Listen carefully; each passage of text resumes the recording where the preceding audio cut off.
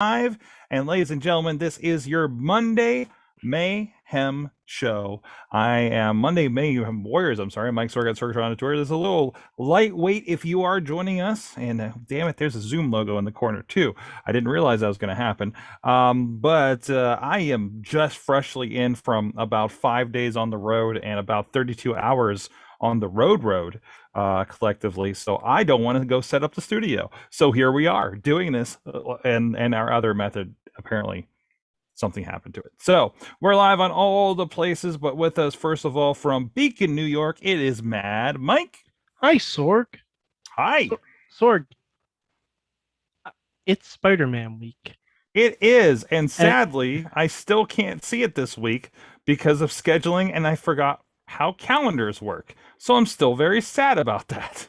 Thanks for reminding me. I will say once again, don't spoil this movie. Yes. For myself or for Sorg. For any of us, no. We will kill you. Well, I'm not that. No, I don't. I'm specifically addressing Chachi.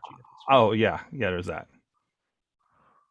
Specifically, because he's trying to be a little jerk face on Twitter. So, because I have Sorg, I have over 25 muted words on my Twitter feed. Okay. To avoid any kind of spoilers. Mm-hmm. And I will be taking a social media break come Thursday morning. Well, that should also be helpful for your, general mindset too, right? You would think, but I'm gonna just be wanting to see Spider-Man. So my mindset is going to be climbing the walls, as it were. Oof. So I'm kind of, if my if any of my gigs cancel this week, I might be looking for last minute tickets or something like that. But other than that, no, I'm probably not going to see it for a little bit here. But that's okay. That's okay. Also with us here on Spider Week apparently is Mainstream Matt of Just Pro Wrestling News. I'm just impressed that Chachi's able to break through Mad Mike's firewall of 100 muted phrases and words and get even into his mentions, if you will. He started using the word arachnid. Oh, is he saying like Arachnid Man? He yes, and now I've muted Arachnid Man. I'm thinking I'm just gonna end up blocking Chachi for the week. That might be good. That might be good to do. Mm-hmm. But I don't want to give him the satisfaction. Chachi, you've made the list, the blocked list. I mean, let's be fair. I mean, we've all muted one another at one point or another, right? I mean, that's no. true, right? I don't mute anyone. Oh, nope. I don't mute people. I think strike that mention right there. I might have muted Riz for a while because he kept commenting on Pirates games, but with no context. And I was just like, I don't know what's happening, and it's really confusing, and I keep thinking it's something else. And I got to mute Riz for at least the baseball season, which is most of the year. This was a few to be years fair, ago. the baseball season for Pirates fans ends in what, May? Yeah, it's day 2, something like that. Yeah, we all show up for opening day, and then sorry, Matt. No, same here. That's fine. But I was just thinking about what a no context Riz Twitter account would look like, and it would probably be amazing. That's true. That needs to happen, not by me. Someone else needs to do that. So, typically this show we do talk about WWE RAW or whatever is going on. I do want to talk a little bit about my weekend. I did find myself in Myrtle Beach for Next Level MMA, and so Sweaty Dick Punching is still alive and well, and also just last night in Chicago. At a new venue for an amazing Warrior Wrestling show. But we'll get to those later in the show. But first, what people really want to know, and I do because I just don't know what happened. I did fit in AEW Dark in the hour I've been home. But what happened at WWE Raw tonight? Let me know what I'm missing and what I'm missing out on, Mad Mike. Okay, so I'm gonna be perfectly honest. I watched the first hour and 10 minutes of Raw. Yes. And then me and the missus decorated our Christmas tree and put on Muppets Christmas Carol. Life choices. By the way, side note, I've watched most of the Defunct Land episodes on Jim Henson properties in the last week. Fantastic stuff. Oh my God, so good. You ever have a YouTube documentary almost make you cry? Yes, there's that one, and at least one or two of them from Gaming Historian. Okay then. I didn't know about the final days of Jim Hansen, by the way. I don't know about them, so I can't speak to it really. It is interesting. It is interesting. Okay. So highly recommended. So one thing I will say that is worth your time definitely from Raw, the match between Bianca and Doudrop. Ooh, Very good match. Two people I want to see go at it. Sure. Very good match. Mm-hmm. Clean finish too. Wow. Yeah, very clean finish. Also, just looking on WWE's Twitter feed, what I can glean because I saw the no need to glean, Mad Mike. Okay, well, I also saw the last 10 minutes of the show. Okay, good. So, yeah, which I kind of figured was going to happen anyway, but right, you know. So what happened? So Matt, go for it. Oh, sorry, I was trying to jump in there and take the hot tag from you there. But I got a little too hasty. Now the referee is chasing me back to my corner as you continue to get beaten down by the heels. It's a real shame. Anyway, the day one title match for the WWE Championship is now a 4-way. Bobby Lashley got in. All he had to do was beat the other 3 guys in the match tonight, and he did it by various nefarious means here and there. Kevin Owens made a valiant effort to undo everything and just ruin Lashley's night, but he just could not quite get it done. He was overruled by power-hungry authority figures. Mm-hmm. And so now we have a 4-way at day one. And I think it's official they are going to do Liv and Becky again at day one for the Raw Women's title. So that is another championship match added to what is looking to be a very good card, Sorg, on paper. This day one, they are loading this bad boy up. What else is worth noting here tonight? Oh, how was the Edge and Miz segment? I want to watch that later. I wanted to see how it was though. Maryse was there. Excellent. +1 on that. And then something happened. I think Miz said something he should not have said. Married fellas, you know how this goes. Mm-hmm. I think he said something he shouldn't have said. Got the drop on Edge, beat him down, but Maryse was still mad at him afterwards. And we've seen this bit before where she storms away and Miz is like, "No, come back," you know. So it's one of those deals. Fantastic. Always nice to see marital. It's always nice to see couples work things out in a normal way, and this is the Miz and Maryse are the realest married couple perhaps ever in pro wrestling. They behave exactly as I would imagine I would behave if my wife and I were on a nationally televised pro wrestling show every week. It's fantastic. I enjoy them immensely. Okay, so DP is also saying Miz pulled Maryse in front of him as a shield. I'm guessing from a spear. Well, it's just Edge. Come on. Well, yeah. I mean, you know. Fine. She used to wrestle. She's Maryse fine. can take him. Yeah. Like, look. She was storming out of there after the whole segment was over. She was none the worse for any of this. So, clearly it all worked out for her. I'm sorry I didn't get all the details for you. I was kind of watching with one eye at one point. And I can't think of anything else that really happened on this show. That Arcade Bronament #1 contender tag title thing. Mm-hmm. Yeah, that's off. They didn't do it tonight. That's on it. They're pushed that off for 2 weeks. 2 weeks because of injuries, they said. So I can't figure out. I guess it's because that may be something else. I guess for who? I don't understand who they could. 2 weeks? That sounds like it could be a COVID quarantine. Well, maybe, or maybe Let's not jump to conclusions. That's not a jump fair. to conclusions. I don't know. My fantasy team was ravaged by COVID. So he's a little sore about that. You should have chosen your players more wisely. The show yesterday was ravaged by it. So, geez. This might be Omos storyline plot device. So, just want to throw that out. Yeah. Honestly, it'll probably just end up being a tag team turmoil. 2 weeks. Yeah, I mean, have a it's one feeling thing to like put it off for 1 week. because I don't know, Otis got a win over Riddle. Otis Clean got as a a win on sheet. Riddle, so I mean, I think it'll just end up being like a tag team turmoil with all the teams getting in there. Riddle takes too many pins. No, I don't think he Dude does. is over like crazy. It was over like crazy. I felt like once they got the fans back into the buildings, and maybe he still is. I mean, I think people still like to see him, but man, he's like one of the few guys who has like a little bit of upward inertia on him. You know, don't beat this guy for no reason. Don't be taking L's to Otis with Riddle. That's no good. Give me a break, man. But yeah, I mean, Raw. You know, the stuff I watched, it was okay. Oh, You Finn know, Balor got pinned again. Of course he did.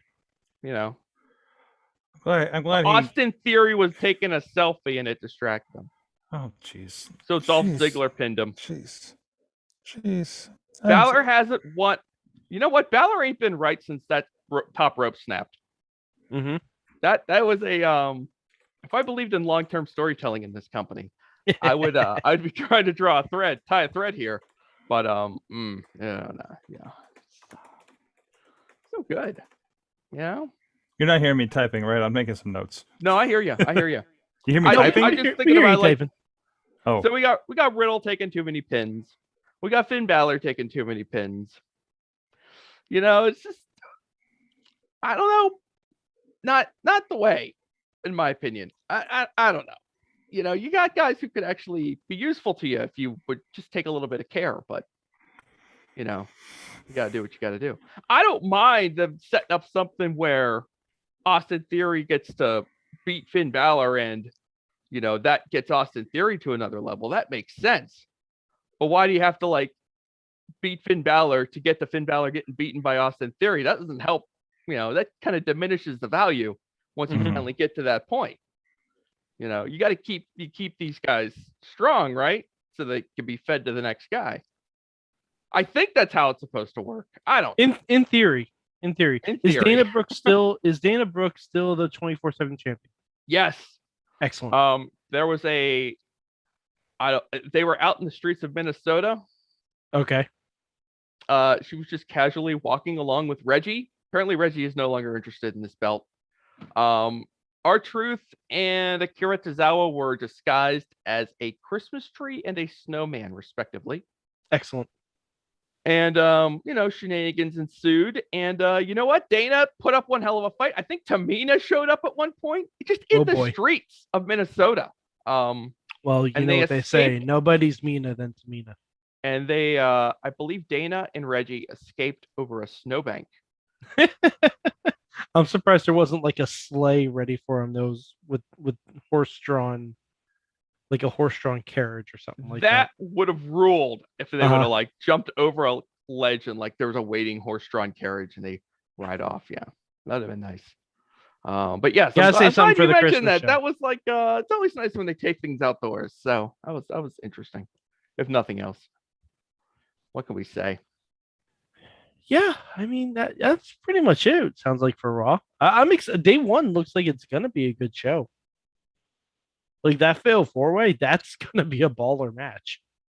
That should be fun. They can definitely go numerous different ways with that, depending on what they have planned heading toward Rumble and Mania and whatnot. And I think Sammy's getting added to the Brock and Roman match. I think he is. I think he is, because if you have Sammy get beat, neither guy has to get beaten. Yeah, exactly. Well, the thing with Brock and Roman right now is trying to figure out how Drew McIntyre fits into all this. Rumble. And when maybe that is the case. So if that is the case and Drew's going to win the Rumble, then there's no need to insert Sammy to be a sacrificial lamb in this match between Brock and Roman. You just have Roman beat Brock. Because then you have the rematch between Roman and Brock at the Rumble in like a specialty match, like a last man standing or something like that. Maybe. I mean, I always fall back on this feeling that, and this has not necessarily been the case in every year when they do the Royal Rumble, but this sense that like the Rumble championship matches are these throwaway things because nobody really cares. But that's not always the case. Sometimes not we always do the case. care. That's not always the case. Because I was gonna say we got AJ Styles versus John Cena one year at the Rumble. I was And thinking of that very definitively same match actually when you're Yeah. Well, I was trying to make that point and caught myself midway and was like, wait a second, that's not right at all. But then again, we also got Brock Lesnar versus Hardcore Holly one year. Exactly. That's such an easy, another one too that we always look back on. So yeah, there's like I said, like SmackDown doesn't have many moving parts, but it's got a few, just enough to make that top title match at day one very interesting if they keep it a one-on-one. If they add Sammy to it, it probably takes a little bit of steam off of it because then you're waiting for Sammy to do his thing. But I will say, Brock Lesnar the last couple weeks on SmackDown, more so the 2 weeks ago, has been a delight. And him last Friday in his overalls with his damn flip phone, telling hunting stories from Saskatchewan to Adam Pearce. This man is just a joy every time he's on TV. I can't. I feel like we waited so long to get this just like straight up, good guy Brock Lesnar, and now he's finally here, and it's very pleasant. I really do enjoy it. His stuff with Sammy was really good. The stuff 2 weeks ago with him and Sammy was incredible. That opening segment where he basically strong-armed him into cashing in his title shot. They kind of tried to recapture the magic last Friday. That was a high bar to reach, but I thought they're still good. They're still fun. Both of them are so good. And Brock just running amok, all over SmackDown because Roman is, I don't know, somewhere else. Who knows where Roman was last week? Couldn't make that SmackDown in Los Angeles for some reason. Not sure why. Yeah, Sorg, how was Elevation? Elevation was a joy. I feel like I've hijacked this entire show. No, I'm just sitting back and let you guys go because I have like no input on Raw right now because I'm just like, we're good. And just I'm just in a chat rebooking the territory. You know how it is. So I know Elevation just kind of threw on, because I just got here and I'm trying to sort have a couple of shows I'm juggling here from the weekend that need to be either put together, finalized, edited, or post mortemed, I guess. But no, man, Matt, you know this. I know. AEW Elevation and Dark are just like a nice piece of candy that you can just and comfort. It's a warm blanket of professional wrestling, of just like, oh hey, there's Thunder Rosa. Hi. Hey, there's some Tony Nese and Alex Reynolds. Hey guys, how are you doing? It's just comfort wrestling for me right now, and I love it so much. Like that kind of stuff. It's not complicated. Is this so bad that I'm like has it been, when's the last time we've had something that was like a WWE Superstars Wrestling Challenge level thing? 20 years, right? When we had Saturday Night, and I mean, there's Velocity and stuff, but nobody cared. Why would you watch Velocity, right? And there are people who say, "Why would you watch Dark?" But I'm one of those. It's all about, those are cranky people who have but no that's joy what in their happens. lives. But that's what happens when you do. It's all about stimulating the base, Sorg. This is for the hardcores. So it's the hardcores, but just even like, you make me give a crap, Yeah, Why but am I gonna give Sorg, I don't want to watch an hour of squash matches. Well, good for you. But Mike, you don't have to. You don't have to. I know, but you're saying it appeals to everyone. It doesn't. You know what? I don't want to see Finn Balor get trounced on week after week. Well, you're not watching Raw, so that's fine. Exactly. We're all making our choices out here. So. And that's the main show. That's the main show. I don't know who's not the jobber on Raw anymore. And it doesn't No, sound no, like no. it's You getting definitely better. know who. You definitely know who not the jobbers are on Raw. Yeah, exactly. You definitely know who Just not the jobbers care. are. Just you know, I'm just continually astonished about how WWE makes me not care about incredibly talented people.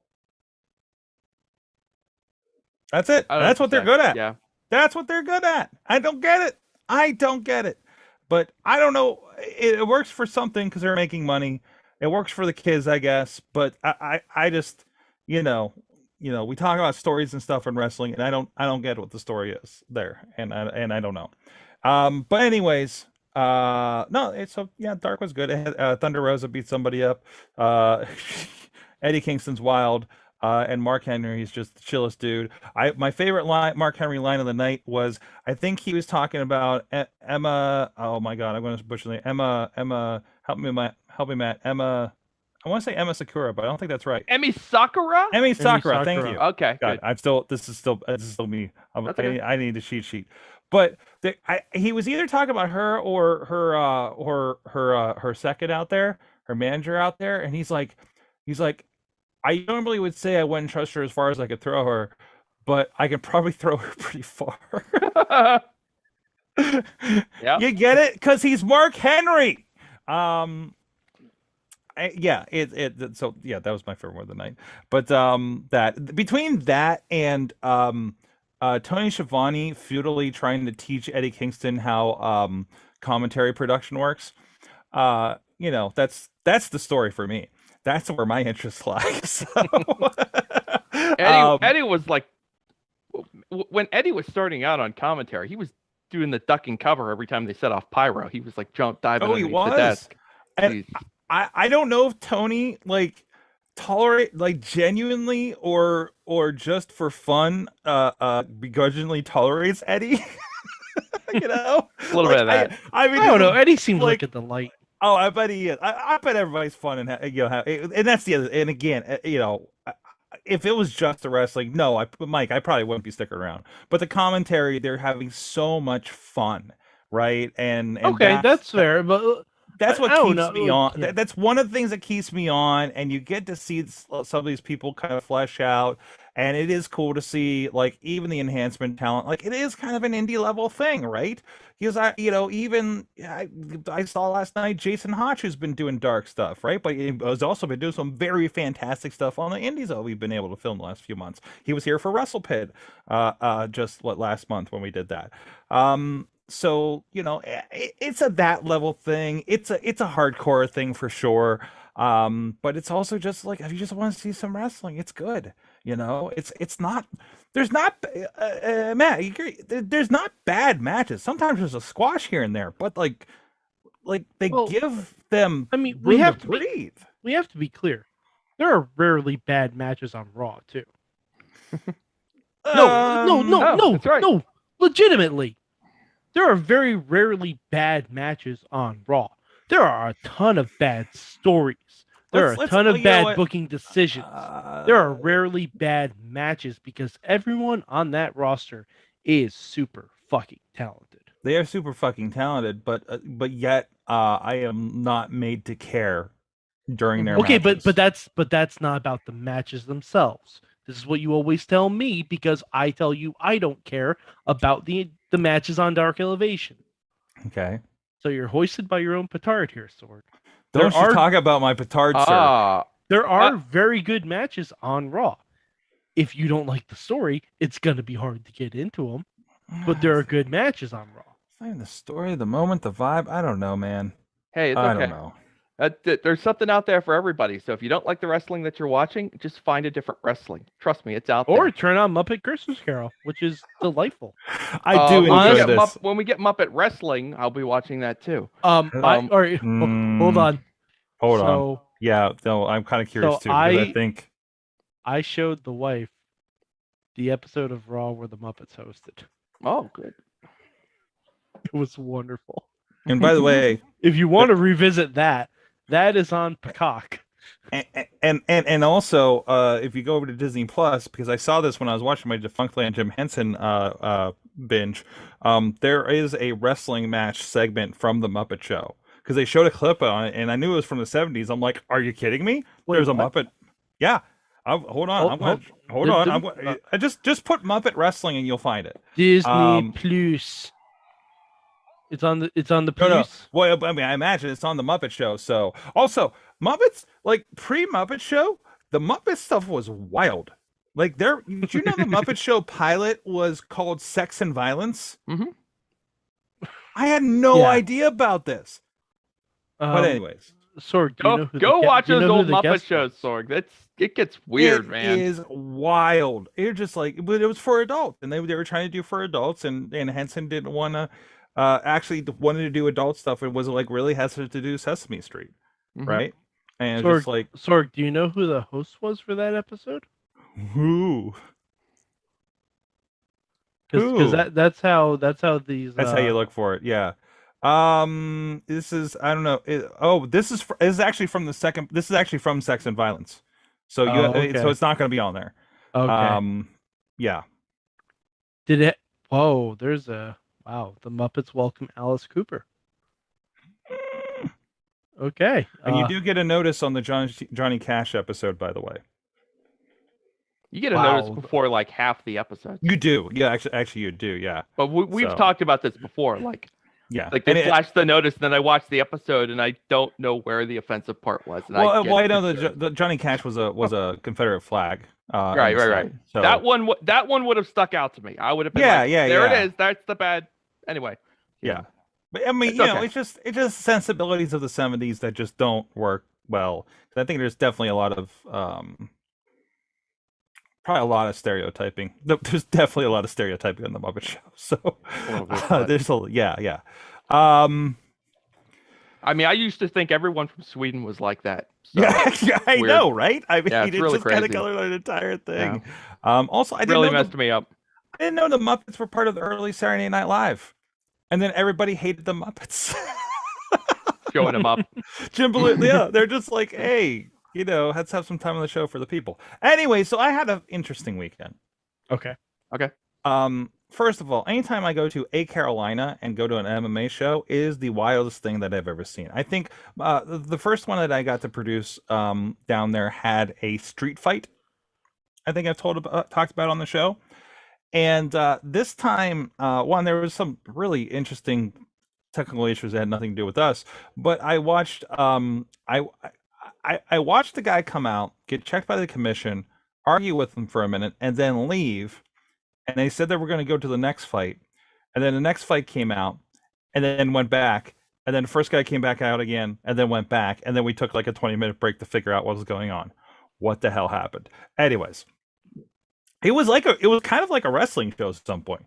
I mean, MMA shows should not be this unpredictable, but apparently it was a peculiar night. Also, our announcers felt very professional wrestling announcers, and I did not get the vibe that they cared about professional wrestling, but one was wearing a Blackcraft shirt. So I don't know. I was still kind of figuring that part out. So that was wild. But last night, the biggest thing I want to talk about, and Matt, I was messaging you during this, and of course, as soon as I messaged you, that's when something happened wild on the outside, and I completely lost my camera. But Will Ospreay was in a 3-way match with Blake Christian, who has been is Blake Christian off of NXT? Was he there for like 6 months or something and let go? I think you are correct. Thank you. Trey Baxter in NXT. Trey Baxter. So Blake, by the way, background on Blake Christian. He was back when we did the first stadium shows that I did with Warrior back in September of 2020, when we did like 3 weeks back to back, right? And Brian Cage is coming out, and I see this Blake Christian kid come out, and I'm like, oh, this guy's just going to get slaughtered, right? And it was a tremendous match. I was sold instantly on this guy. And he was in the main event for the Warrior Wrestling Championship, again with Will Ospreay and Trey. And Matt, I hope you get a chance to watch this show. But it's on our joint Mayhem account, so you guys can see it for journalistic integrity. But man, Will Ospreay was classic, yelling, best in the world, had all of his belts, the whole thing. This match was one of the greatest things I've ever seen. And he won the damn belt and said he's going to walk out at the Tokyo Dome with it. Cool. He's got a lot of belts now, I saw. He's got like 4 or 5 of them now. Yeah, he's got like 4 of them. There's a picture on, if you look at Warrior Wrestling's Twitter page, there's a great picture of him laying on the floor with all the belts. So, and the match was so hyped that like I had a production assistant help me out with communication in the back as we were changing things through the night, and I just looked over the corner, and he was just losing it.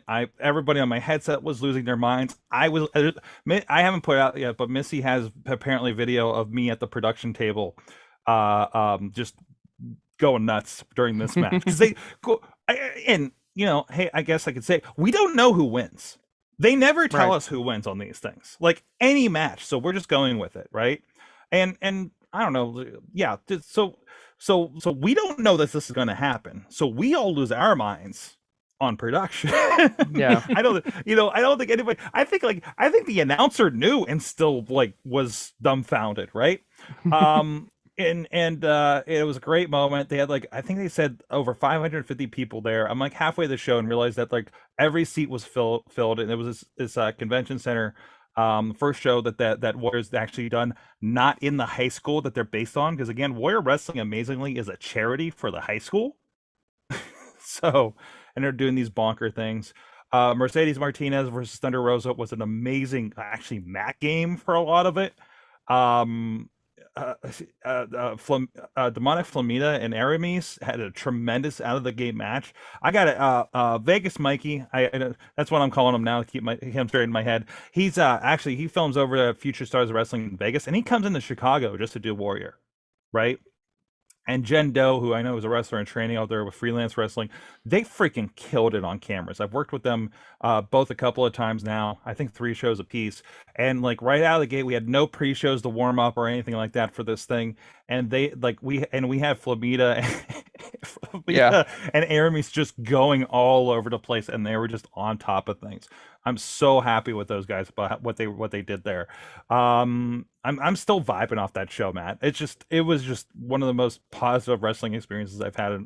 We've seen some really cool stuff this year, you know, between all the shows that we've had a chance to work. And man, that was just one of the most bonkers things that we've done.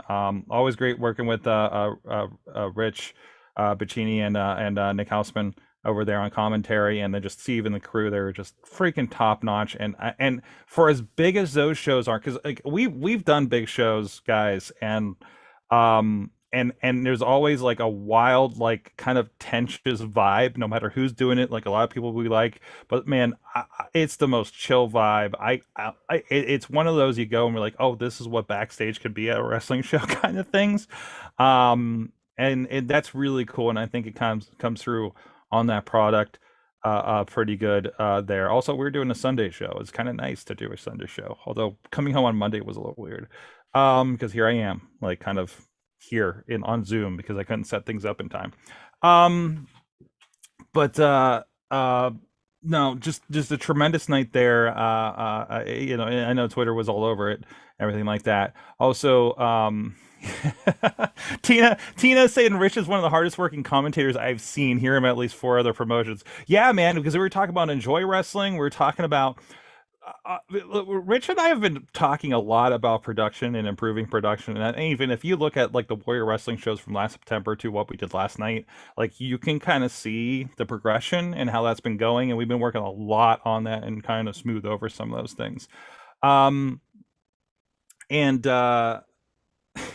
Yeah, Thunder Rosa and Mercedes Martinez should be for the title in AEW. Dude, I hope it happens. Like, I really hope she comes in and does it. But she's been doing Impact stuff lately, so. Yeah, no, I feel, yeah.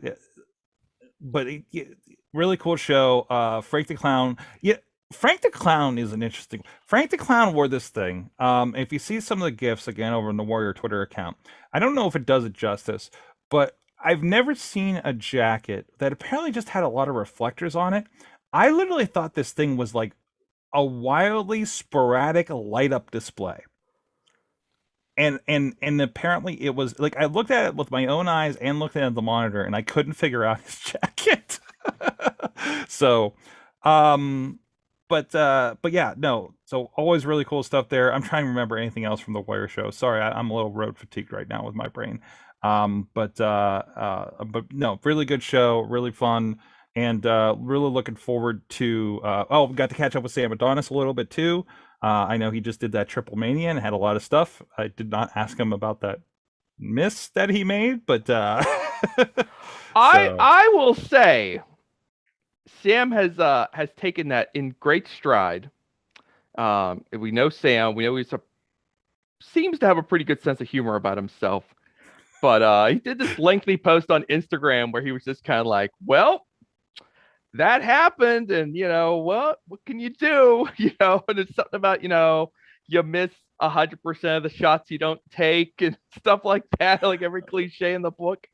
So I'm glad that he's like, I'm glad that he's taking it, in a humorous direction instead of kind of beating himself up for it. Because really, there are no botches in wrestling, Sorg. We don't have botches. We only have happy accidents. And opportunities. And opportunities for more story. Yeah. So if Sam were to listen to this, I would say, Sam, good job taking this in stride. You came out of this in one piece. Now you tell that dude who was on the stretcher, next time you're not going to miss. And then the next time you're in Mexico, you go for that son of a gun again. And this time you squash him hard. All right. That's what you do. Mm-hmm. So he does find himself. He does have a habit of finding himself in situations, doesn't he?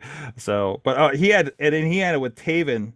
His match was with Matt Taven, who of course had that insane. Can we talk about Final Battle? Because I don't think we're getting to that tomorrow either. I am here for the Final Battle discussion because I watched the Final Battle, Sorg. Did you watch the Final Battle? Chachi watched the Shane Taylor match. Shane Taylor and Kenny King. That sounds good. Just by hearing about it, that sounds. It was. Whoa! Hold up, Mike. It was a fight without honor. Okay. Which is basically a TLC match at this point. Yeah, it's no hold. Yeah, it's no hold bar. Got it. Oh yeah. Well, no. The ladders and tables are already set up. They just bring the ladders out. Yes. And so it's a fight with furniture. Right. Yeah. Right. Without honor, lots of furniture. Yeah. Yes. Exactly. It was crazy. It was scary. Shane Taylor is one of the few people in professional wrestling right now who you are legitimately terrified of whenever he's out there. So which says something when he's in there with Kenny King and you're like, I'm afraid for Kenny King. And they went out there and they did their stuff. And the one moment that kind of everyone's talking about is this deal where they decide that they're going to crawl up onto this ladder bridge between the barricade and the ring apron. And they got a couple of the kids, a couple of the young boys are out there kind of making sure the ladder doesn't fall off. But it seems to me that like once so Shane Taylor decides it's a great time for a package pile driver off onto this ladder. Okay, I'm searching Twitter for this. The GIF is out there. You'll find it. It's out there. It's out there a lot. And looking for it right now. But you got the kids under there holding up the ladder, making sure it doesn't fall. And when Shane proceeds to deliver the package pile driver, he's airborne. Okay, him and Kenny King are no longer on this ladder. They are in the air for a split second, but in the air nonetheless. And then that split second, these kids who are holding this ladder up, the force that they're apparently pushing up on this ladder, they jump and they kind of lose the ladder upward. It's like reverse gravity. The ladder flies out of the way, and suddenly Kenny King is not coming down the ladder. He is going straight to the floor, and that is this is a bad thing. Oh yeah, this is super scary. This is the bad thing. I'm watching it right now. This is bad. As has been discussed, Mike, I know it looks terrible, right? But I haven't even gotten to the spot yet. It just looks terrifying. It's scary from the moment you realize Shane's going up onto that ladder bridge. He's going for it. Okay, you're getting a live reaction from me. This is just happening. Oh, he's got him up. Ow. I don't know why we didn't just run the video. Ring of Honor isn't coming for us anymore. Ow. Yes. My favorite, other than that match entirely, my favorite moment from the night was Ian Riccaboni at some point saying something off color and saying, "What are they going to do? Fire me at this point?" Oh yeah, Riccaboni and Caprice were on blast the whole night. Oh just yeah, going wild. They kept rotating in like different third color commentators of varying quality, and it was Dan amazing. Allison on commentary, and he forgot. Great. He forgot that he picked somebody for his team at one of the Halloween show or something like that. Danhausen on commentary was great. Some of the other ones were great. Guys, I think you have to pay proper respect to Danhausen on commentary housing. Mm-hmm. True. Yeah. Don Castle was just Goofy. on another level. He had really a tremendous entrance. Had you ever seen the Joe Hendry song before?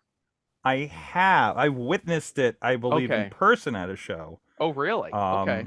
But also Joe Hendry, I commented on Twitter, Joe Hendry looks like the free guy dude version of Joe Hendry now because he's been on lockdown like workout regimen apparently because I guess he's been stuck in Scotland this entire time. And he just showed up and it was like, bro. Oh, so he came back looking like Pete Dunne did when he came back from England. Completely jacked of a Jesus. Yeah, he got jacked and he was doing strong boy stuff.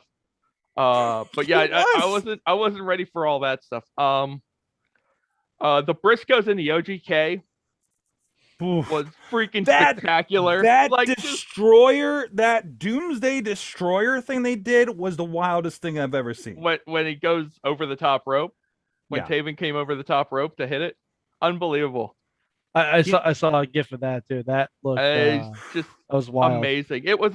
That was like your classic fireworks fight, basically. Like nonstop, and you knew it. Like the minute they got going, you were just like, "This is gonna be crazy." Can we talk about? So I love the setup because it's like, oh, what are they gonna do with all this stuff?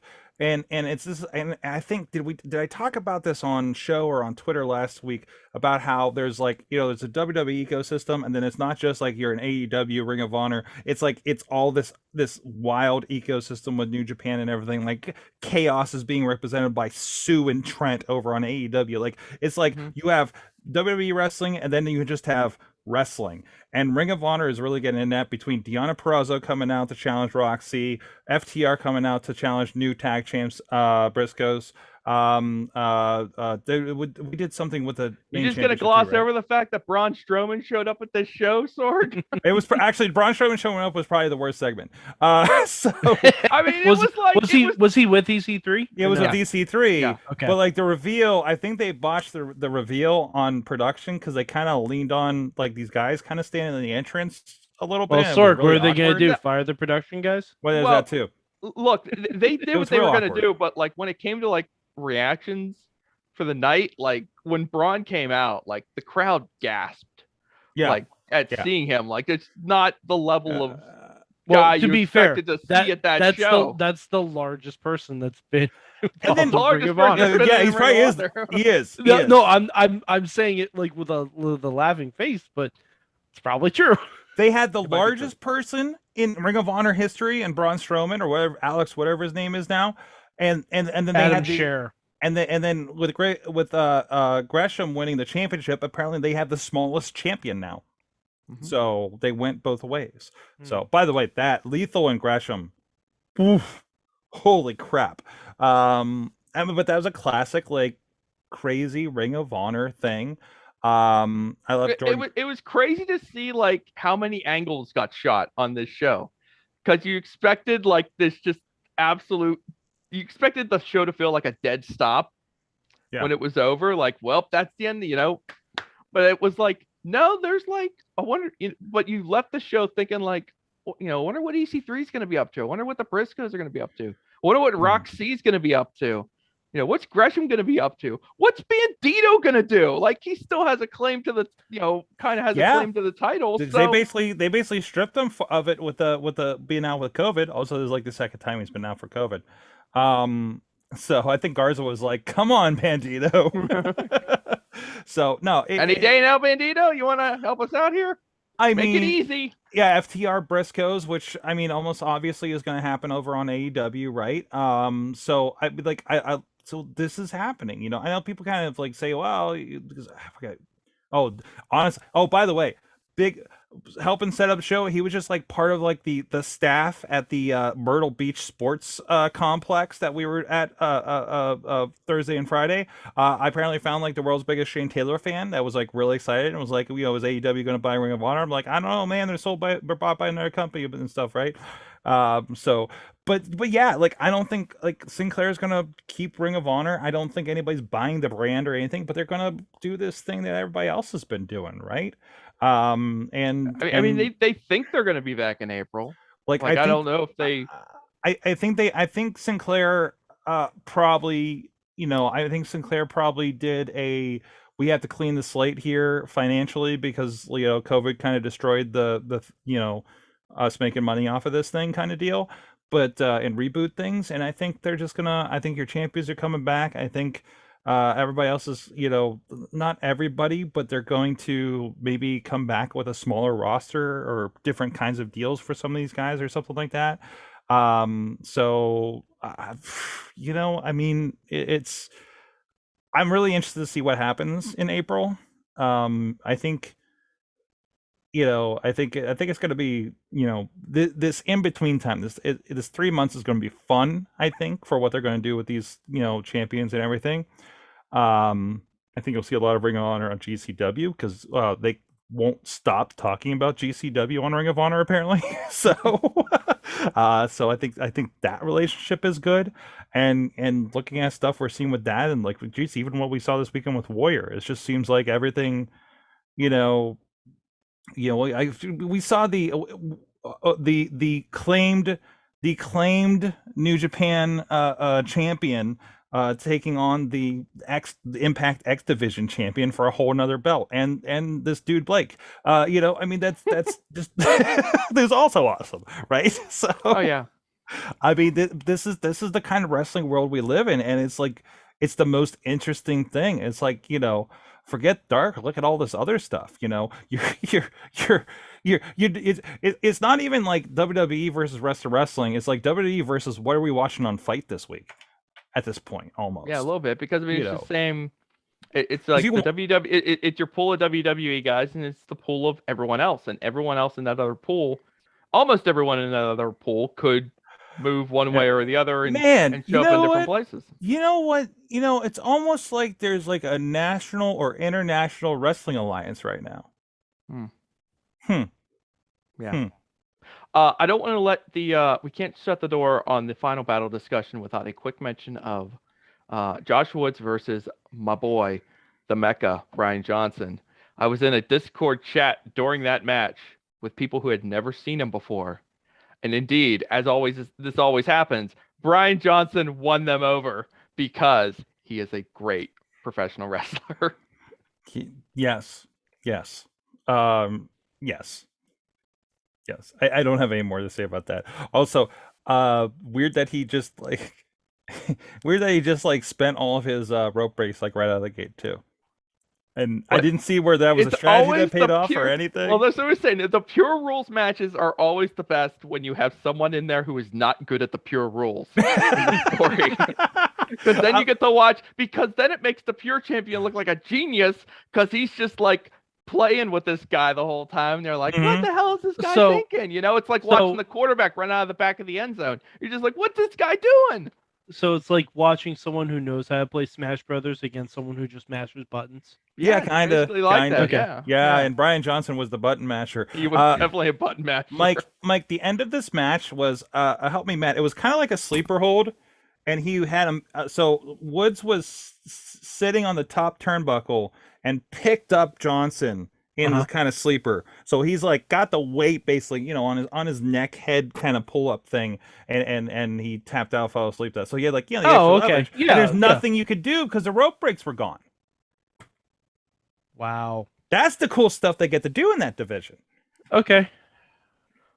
Rules are tools. So rules are tools. Also, you get disqualified on the second punch, closed fist. And what was the other rules, Matt? I was just sitting here smiling about the Can you do about 12 the- days of Christmas of the rules of a pure There might be rule? enough if of you them. if you get into the tag team pure rules, yes, because holy that crap, gets muddy. those got complicated. Like they popped the rules on the first pay-per-view. I saw the pure rules tag match, and I'm like, oh, this is too much, guys. Hold on, You got to stop that. I'm gonna look and see if I can Like find these rules. remember early on, Matt, when we went to Fight Society, and there were all these rules for like what Fight Society was and becoming part of the society and not. It was like this like Fight Club kind of concept, which I thought still interesting, like still a genius concept. Other things for execution inside and outside people's control completely screwed it up, right?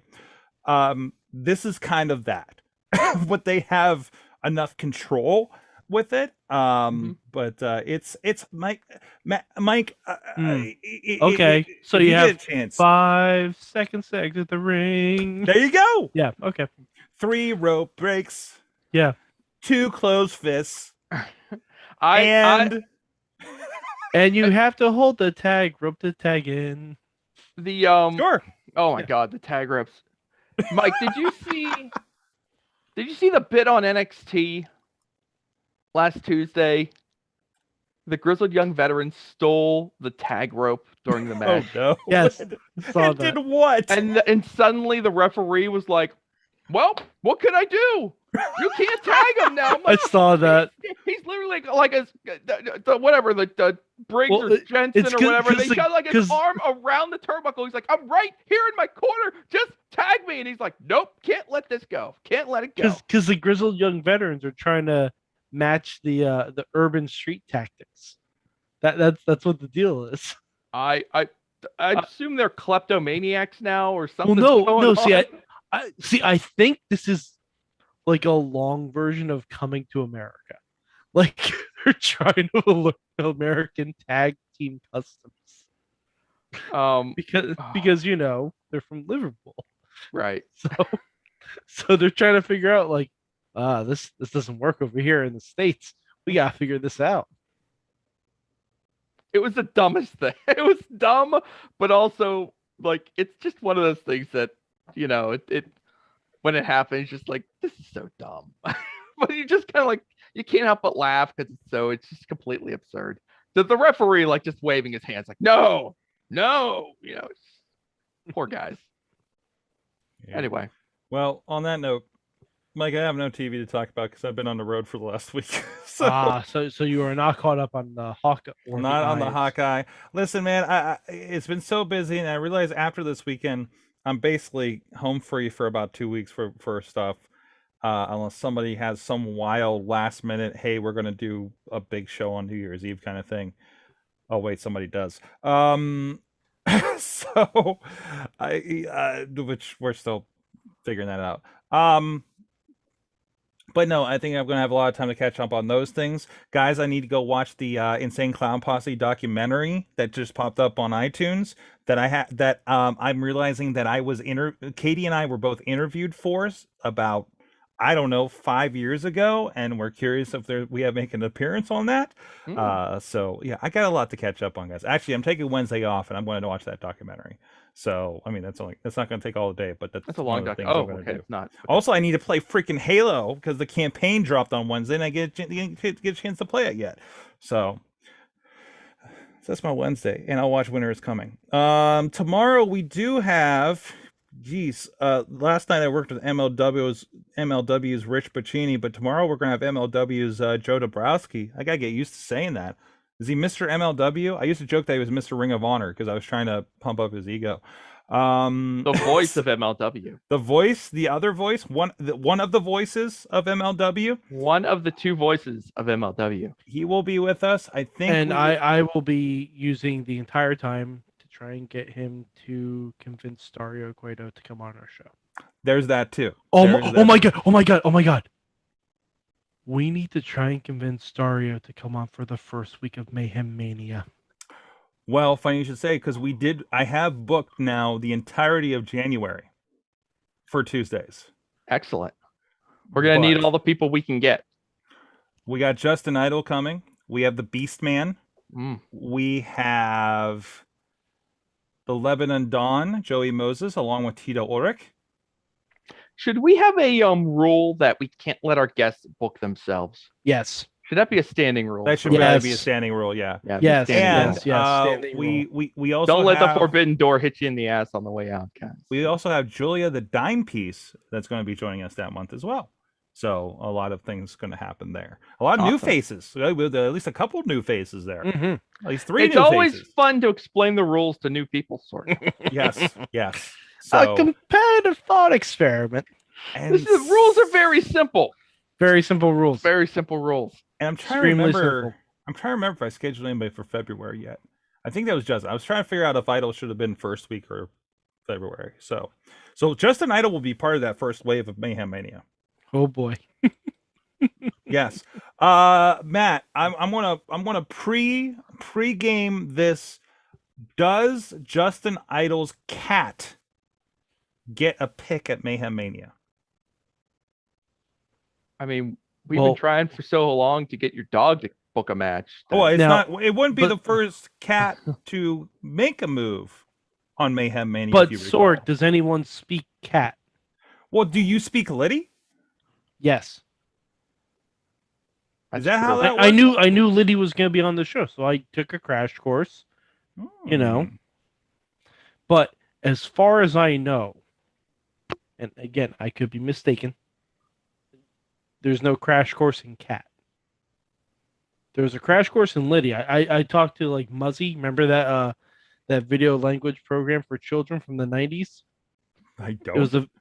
It was just Google Muzzy. You'll remember Okay. it. You'll remember the commercial. I guarantee it. I had the Reading Rabbit.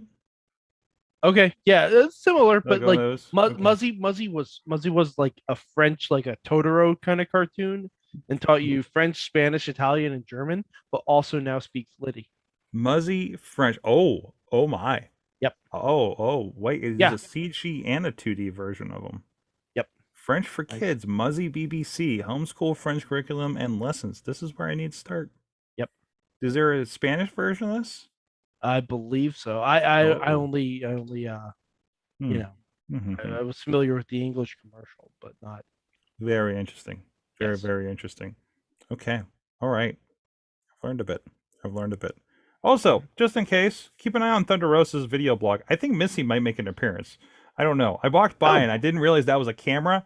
I didn't realize who it was and that it was a camera she was pointing at me because it was one of those weird little like bloggy cameras things. I'm like, what is this person pointing at me? I'm like, oh, you're Thunder Rosa. Oh, this is your video blog. So it was. There's a really- great I shot. I believe think they there call was it a vlog.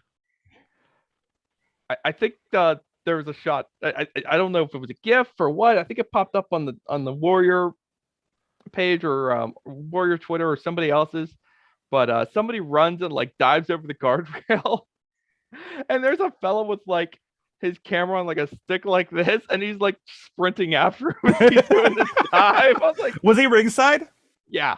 Yeah, I'm like, that's "Eddie," I'm like, for the vlog. that's Go! that is probably the Wrestling with Unicorns guy because he's always at those shows and there's always like a bunch of clips that he does a lot of shows like that where it's just like he's there through the like He's doing actively this coverage. Yeah. at ringside posting video clips during the show. It's wild. It's I mean, wild. You can't question the effort. I just say that. So, No, good job. we've had because there was a problem early on at Warrior in my experience where we just had too many people at ringside because you see the people they book and it was just Yeah. like, guys, I'm literally seeing the Unicorn guy's camera phone in my shot. So we're taking a shot of his shot while getting the shot. Like it got weird and meta and a lot of stuff. And the show I wasn't there this year, like somebody like it got too wild and somebody got his camera broken. Like Mhm. like I woof. So it was pretty wild. Anyways, But- Thunder Rosa did post a vlog from a few days ago. well, this was just yesterday, so Oh, okay. So it was literally probably- yesterday. but she has her own YouTube channel. yes. So I would imagine Everybody's got a you're video. gonna be on there. At some I can only I still do BT, but I still kind of poke around to the other ones and things like that. So, but yes. Also, it was really good to see Fuego del Sol yesterday. But I did Good not to see him still in one piece. still in one piece. I didn't watch the Hook match until later that night. Oh, Whoa! Uh, All I saw everybody's reaction about Hook. I'm like, wow, this guy is good. And man, what is with that hair? it's a good thing he didn't fall on his face, because that Okay, would have been a so big disappointment. a buddy of mine was at the show, and I said, "Was Hook's hair like that really the entire time?" He's like, "Yes." I'm like, "How?" He had no answer for me. It's like, It's like- It looks like he's constantly being scared by a ghost in Scooby Doo. Oh, freaking love it. Oh, freaking love it. Guys, we got to get out of here. You got to leave it on that. Thank you so much for joining us. This has been your Monday Mayhem. Sorry for a little bit of different vibe here with the Zoom and everything. We're still work on some new tools. We're always expanding and trying different things here. This is a little bit of the experimental podcast, and and I'll get a better headset here. I literally bought that headset for Ronnie, Mike, and then I didn't get myself a better headset for at home. Well, to be fair, if Ronnie doesn't live up to his end, I got a new headset. you just fucking take it back. Yeah, this is the BS like cheap one off of Amazon I got for my games, but I should probably get an okay one too. So, like you guys literally at this point have better headsets than I have. I think we sent you both of those. Yeah, you guys both have. Yeah. To be fair, I was rocking the same one for 15 years before. So yeah, we gave up. Remember, we started on like Radio Shack PC mics. So we just all gather around, guys. I got a splitter. I still remember the first time I was on the show. It was a call-in on Talk Oh my Show. god, guys! I had this idea today. Okay, we gotta get out of here after I say this. I'm just gonna put this in the world. Somebody was talking about for an old podcast, and a podcast I used to listen to, and I'm listening now to a spiritual successor of it. But apparently, a fan put together. They were finding and re-archiving all the old episodes of their show, and they're trying to get it set up for the 20th anniversary. And they talked about having an ongoing live stream of that show from 10-20 years ago, and I kind of want to do that for the Mayhem show now. Oh god, that's a terrible idea. Just have a drop in and you can just listen to any past episode of the Mayhem show kind of idea. Ooh, that's a rough concept. That is a rough that is a bad, outdated takes everywhere. You want some bad? Hey, you want to talk about not woke? Hey, that was us. Hey, what did you think about what were our thoughts of Impact Wrestling in 2009? If you want a little preview, every Christmas song I wrote for the 12 Days of Christmas for about, I'd say conservatively, a 3-year span. The 5th day was fuck TNA. Yeah, it was. So, speaking of conservatively for a 3-year span. Yes. It was probably longer. That's it, guys. Thank you so much for joining us. And Mike 483 on the tweets. And don't spoil Spider-Man. Mainstream Matt of justprowrestlingnews.com. Get your news in 5 minutes or less. We'll see you guys next time. Mayhem out. Please stay tuned for Silk Stockings.